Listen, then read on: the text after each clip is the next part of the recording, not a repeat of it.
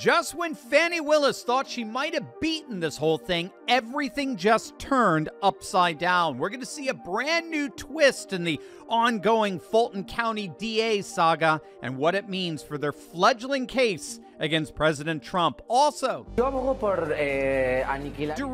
goes full Bud Light in tapping yet another trans influencer as their ambassador. And the fallout is even worse than you can imagine.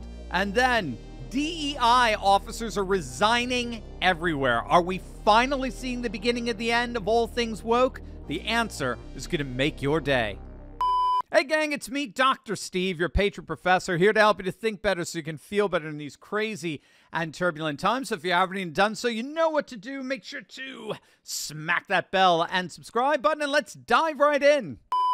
We have a new fresh face emerging in the Fani Willis corruption saga. Ashley Merchant, a defense attorney for one of the co-defendants that Fani Willis is harassing in her sham case against President Trump, she's been subpoenaed by the Georgia Senate. Now, if you don't know, Ms. Merchant is actually the one who initially launched the allegations against Fani Willis that she and her subordinate, Nathan Wade, were having an affair and that they should be kicked off the case because of such illicit behavior.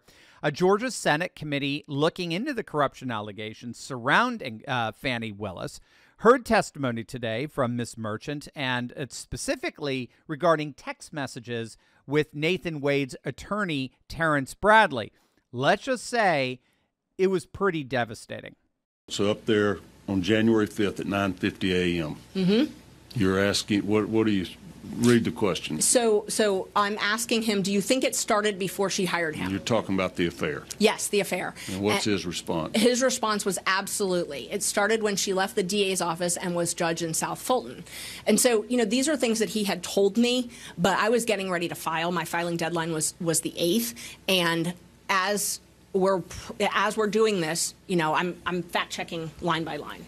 So there you have yet another corroborating testimony that the affair between Willis and Wade started long before the date they claimed under oath. They claimed their affair didn't begin until sometime in 2022, after Willis had appointed Wade the special prosecutor in the Trump case, when in point of fact, more and more evidence is coming forward that they had begun their affair back in 2019, which of course would entail severe ethical violations on their part, and that the affair was prior to Willis appointing Wade as special prosecutor. There would, of course, have been a conflict of interest. Remember, from the very beginning, the appointment of Nathan Wade was bizarre. It was radically controversial in that Wade had never tried a felony case in his entire legal career. So it was highly suspicious from the get-go, and now we're increasingly seeing what was really behind it. Now, Ms. Merchant's testimony before the Georgia Senate Committee is coming on the heels of another testimony, this from a Georgia state prosecutor who's stepping forward claiming that Fani Willis was basically engaged in witness tampering. I mean, we talked about this in yesterday's video, but in a phone call allegedly overheard by Cobb County prosecutor Cindy Lee Yeager, Willis is alleged to have warned Terrence Bradley, that's Wade's former lawyer. She warned him back in September 2023 not to talk about their affair, saying, quote, "They're coming after us. You don't need to talk to them about anything about us."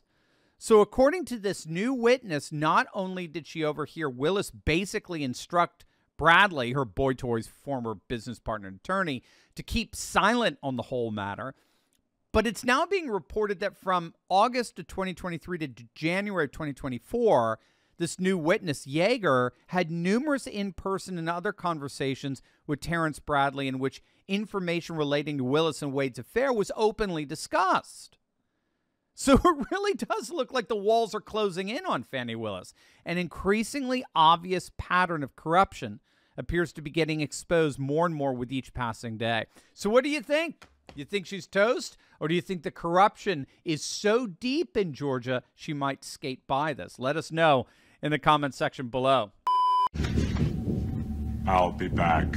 That's right, gang. He is back, especially after that stunning Super Tuesday sweep yesterday. It's time to show our support and celebrate the great return by clicking on that link below and getting your very own Trumpinator 2024 bobblehead in preparation for Donald Trump's glorious reascendance to the United States presidency. This collectible bobblehead from Proud Patriots is made with the highest quality material, and it really is a must-have for any Trump fan who wants to send some serious energy towards what's shaping up to be the most glorious political comeback in history. Now, don't wait, gang. There are just a limited number of these collectibles, and you don't want to be caught paying way more later on eBay from someone who bought one now. So whatever you do, don't wait.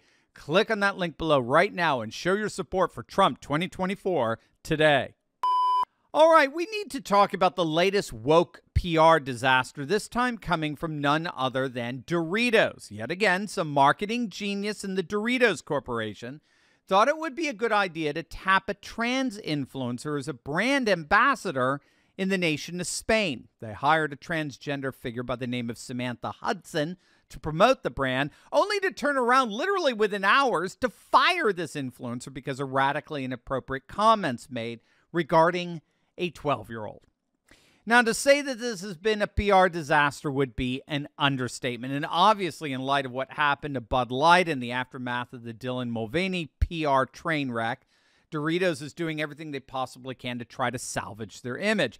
And you can imagine how nervous their investors are right now. It's being widely reported that the Dylan Mulvaney fiasco cost Bud Light well over $1 billion in sales last year. Yes, that's billion with a B. And again, the key here is that it's not hard to understand why this is the case. We've talked about this on numerous videos before. When all is said and done, wokeness only ends up splitting the political left, all the while uniting the political right. Wokeness splits the left and unites the right. That's why it's always a loser. It's always a PR disaster.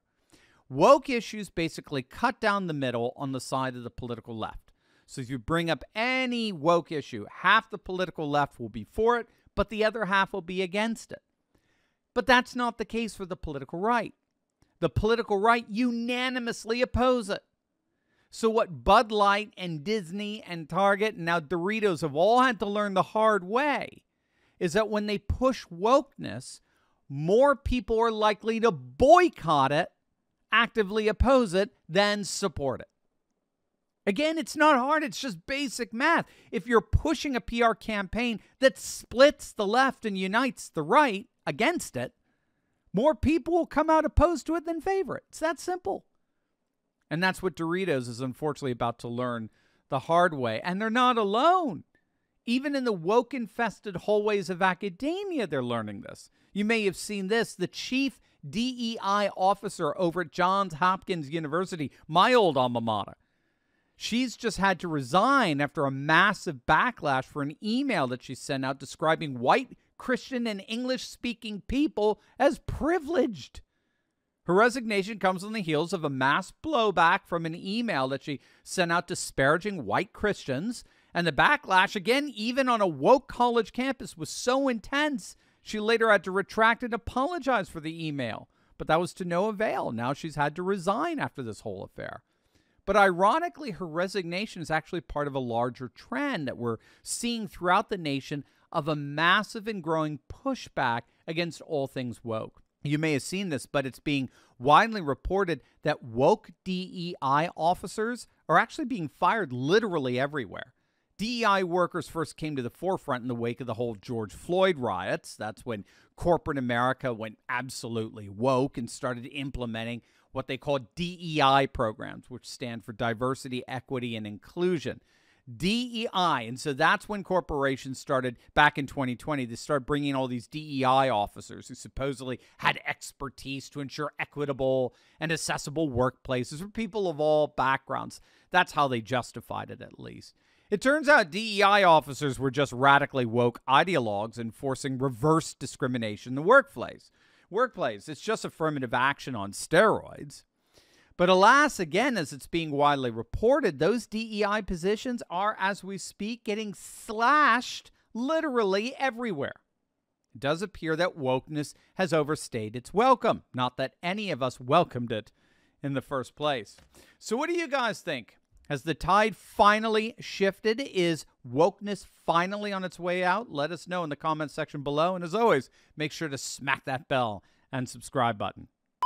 Hey, gang, I just wanted to give you a huge note of thanks to each and every one of you, the thousands of you that have recently clicked on the link below and joined our Insiders Club. As many of you know, we took a big hit from big tech. Our channel was completely and totally demonetized, but you, literally thousands of you, stepped in and you rescued me and this channel by bypassing big tech and joining our Insiders Club. You made it loud and clear to the Silicon Valley oligarchs that we're a movement, an army of like-minded patriots who refuse to be silenced by the international woke police. And so once again, I just want to take this moment to thank each and every one of you who have joined our Insiders Club for coming to our rescue. And for those of you who want to join in on the effort and take action, gang, just click on the link below and join our email list. That way we will never, ever, ever lose touch with each other, no matter what big tech does. So just click on that link below, join our email list, and become a part